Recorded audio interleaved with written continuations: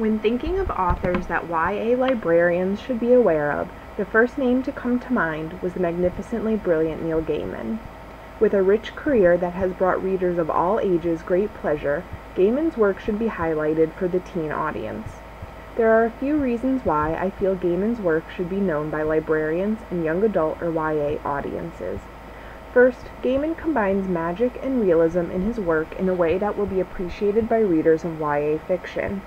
Second, Gaiman predominantly uses dark tones and themes in his writing, following a long-standing trend of bleak fiction for the YA audience. Lastly, Gaiman uses a variety of formats when writing, beyond straight prose. The variation in style allows for him to reach a wider audience, to provide something for everyone. Young adult or YA fiction is typically centered on a problem. The problem novel, over time, has expanded and been adapted to various genres. These layers allow for teen readers to gain different perspectives and insights. What is important to the YA reader is that the literature they consume feel real. On the topic of realism in YA fiction, Mark Aronson stated that, "A book that seems to take this world for granted is a great relief to them. It is in that sense real. It is real because it goes beneath the surface, because it tells a truth people don't want to see, because it doesn't settle, it provokes." The work of Neil Gaiman is fitting of this description. Though he often cloaks reality in a dark, rich fantasy, the elements of truth, realism, and bluntness that YAs seek out are there. In his novel Anansi Boys, Gaiman tells the story of a family shocked by death and of brothers struggling to learn and understand each other. This seems like a typical YA problem novel, with the twist that the father was actually the West African spider god, Anansi. Teens will be drawn to the mysterious and seemingly unrealistic plot about the spider god, but at the same time will relate to the realistic story of these brothers. Another example of Neil blending realism with magic is in the novel Stardust, which is a novel sprinkled with illustrations. He collaborated with illustrator Charles Vess, with whom he has published several children's books. Originally published as a series of comic books in 1997 and 1998 by DC Comics, Stardust is set in 1850s England, and in this story, the problem at hand is teen love. Tristan Thorne sets out on a quest to retrieve a fallen star for his one true love, but ends up on an adventure he was not expecting. Set in the world of fairies where stars are living beings, Gaiman disguises these real-world situations in fantasy. After much acclaim in the United States and the United Kingdom, a movie adaptation was released in 2007, along with reprints of the book by HarperCollins Teen. There's been an influx in commentary on YA fiction being too dark in recent years. Trends indicate a rise in books for YA readers that can be considered bleak, and also a rise in books focused on supernatural and paranormal themes. Dystopias and science fiction novels are also seeing a bump in popularity. Neil Gaiman's works have addressed all of these topics and themes, in many cases well before the rise in popularity occurred. One of Gaiman's most well-known and beloved works is his comic series The Sandman. Originally published between 1989 and 1996, this collection has been reprinted and published in dozens of formats and collections. The series follows Morpheus, also known as Dream or the King of Dreams, and is very dark, incorporating elements of horror, fantasy, and even mythology during the course of its publication. Why would teens be interested in this series? It is action-packed, incredibly moving, and at its core, focuses on issues of identity and personal responsibility. If traditional prose is not what your readers are interested in, the Sandman series is a fabulous option. With Gaiman's masterful storytelling, the series combines mythology, contemporary fiction, historical drama, and legend in a seamless manner. In an essay he wrote about the series, Gaiman noted that the scope of the series is broad, touching on aspects of our own brief lives. To read this series is not to curl up with a simple comic book, but to take a journey beyond the shores of reality and into a world we may only visit when we close our eyes. Neverwhere was originally created as a TV miniseries in the United Kingdom in 1996. After its run, Gaiman published it as a novel. Combining elements of horror and the supernatural, readers follow Richard into a parallel world underneath the city of London.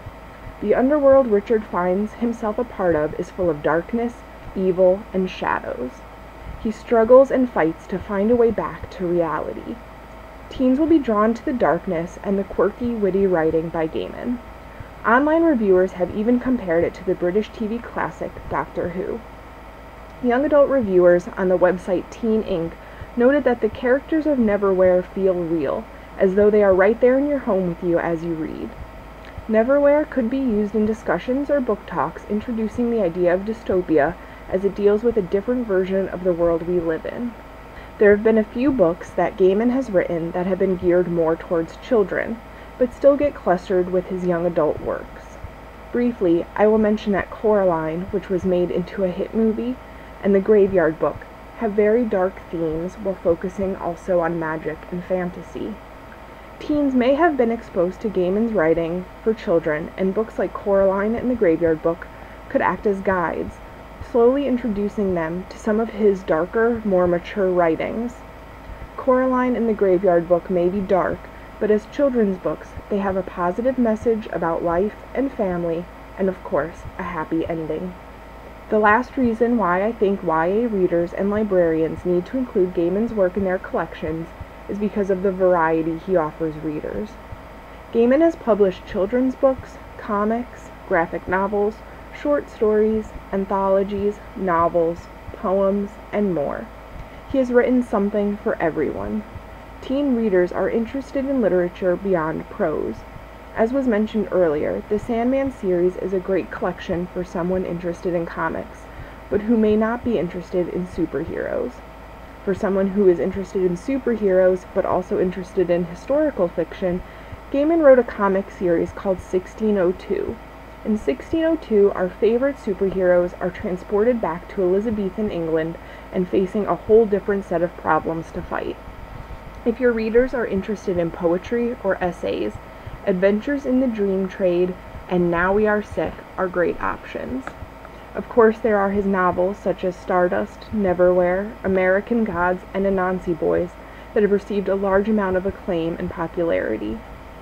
An essay review by the bookseller Abe Books said of Gaiman, his influences are varied: Victorian fairy tales, ancient mythology from a host of cultures, Shakespeare, and many facets of popular culture and Americana. Never afraid to push the reader with edgy storylines, Gaiman's writing appeals to a varied group of people, including general readers, fantasy fans, and comic readers. Neil Gaiman is an author that every librarian should know about. As Richard Davies noted in his essay, Gaiman used to have what people called a cult following. Now he simply has a huge worldwide following. Gaiman has shown through his various works that he is adaptable, flexible, and somewhat of a mad genius. He combines many elements and genres to tell stories that delight, scare, and influence readers. The YA audience is a unique blend of readers, seeking out their own answers to life's biggest questions, doubting and analyzing the world around them. Gaiman's works provide an outlet for those questions, a safe space to explore the dark side of our world and other worlds. His works speak to the teenage experience through this combination of realism and fantasy. He often uses dark themes and settings, which follow with the trend of bleak YA fiction, and he uses a variety of media formats, which appeal to a large audience of readers. As you will see on the Neil Gaiman handout, he is the recipient of dozens of awards from multiple genres and organizations, from literature to comic books to short stories. His website indicates that besides the Newbery and Carnegie Medals for Literature, he has been honored with 4 Hugos, 2 Nebulas, 1 World Fantasy Award, 4 Bram Stoker Awards, 6 Locus Awards, 2 British Science Fiction Awards, 1 British Fantasy Award, 3 Geffens, 1 International Horror Guild Award, and 2 Mythopoeic Awards. His bibliography is so large and complex that his website links to a special Neil Gaiman visual bibliography that breaks down all of his works by format, including reviews and articles he has written. Whether your YA patrons are interested in Batman, the Sandman, fairies, gods, or just normal teens like themselves, Gaiman has a work for them. Neil is active in his publicity and interactions with readers, which is encouraging for young fans. He can be found on Twitter, keeps an online public journal, and has one of his fans manage his visual bibliography. He even did a cameo on an episode of The Simpsons and was featured on an episode of Wait, Wait, Don't Tell Me on NPR. I hope this presentation has encouraged you to include the works of Neil Gaiman in your YA collections. Please explore the rest of my site to see Neil's awards and honors and bibliography, and also some other resources available to readers and librarians about the quirky mastermind that is Neil Gaiman.